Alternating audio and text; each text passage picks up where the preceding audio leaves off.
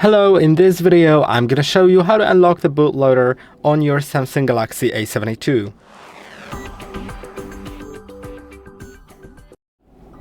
In order to unlock the bootloader, we need to have internet connection on our phone, because without that you can't really do the unlock, and your phone has to be set up. So I'll do a very quick setup. I'm skipping the Wi-Fi on setup always because it makes the setup process way quicker, by the way.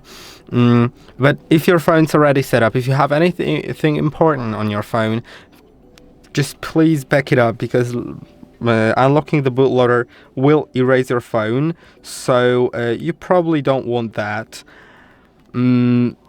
Also, if you have a Google account on your phone, you may need to go to the settings and accounts and backup, then manage accounts, select your Google account and click on remove.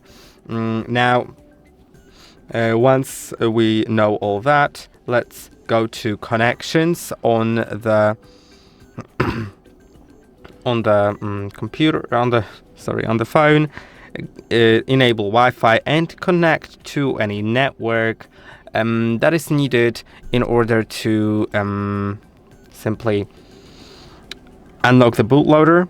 Now go to About Phone, Software Information, click on build number 7 times, go back twice, go to Developer Options, and now you should see OEM unlocking. By default it's disabled, and what you need to do is to enable it.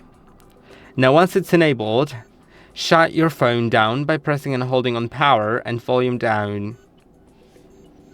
Tap on power off twice and you can see the phone's off. Now in order to turn it off, in order to unlock the bootloader, you'll need to get a cable ready. The cable must be already plugged into your computer. You don't need to do anything on the computer, it just has to have a cable plugged in. And the other end of the cable not yet plugged into the phone. To plug it into the phone, press and hold on volume up and volume down at the same time, and while doing so, plug in the cable. A blue screen will show up.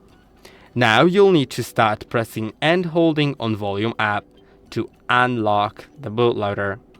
When the screen goes off, release the button, and now it's gonna ask you whether you want to unlock the bootloader. If you wish to continue, click on volume up, which means yes, and volume down means no. Now it'll take a moment for the phone to erase and restart. A restart after erasing takes a little moment, so get ready for about 5 to 7 minutes of waiting. You saw that alert on the screen when I pressed on the power button. Pressing on the power button just makes the alert go off more quickly. The alert shows twice, before erasing and after erasing, and basically the alert can disappear by itself after 15 seconds, but I think it's just quicker if you do it that way. Okay, the phone's bootloader was unlocked.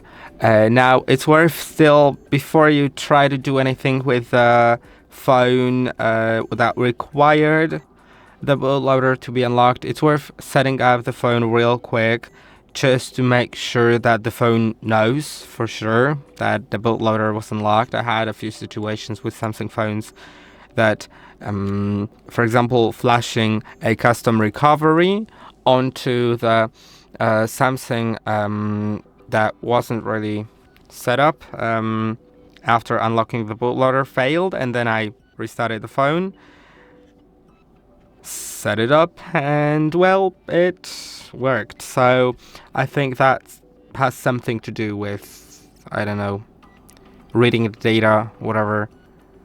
So I'm just as usual skipping everything in the setup, basically, because as you can see, skipping everything makes the setup process real quick, and if I were to connect to Wi-Fi, that setup process would be really long. So yeah, let's go to settings and connect to Wi-Fi afterwards, because we need to do that anyway in order to see that OEM unlocking in the developer options, because without your Wi-Fi without network connection, you won't see OEM unlocking option in developer options, and that's what we really need to see. Now let's go back and let's go again to about phone, software information, tap on build a number 7 times, go back twice, go to developer options, and now if bootloader was successfully unlocked, OEM unlocking should be enabled, grayed out, and it'll say bootloader already unlocked under OEM unlocking. I hope that this video was helpful. Don't forget to like and subscribe, and I'll see you in the next one.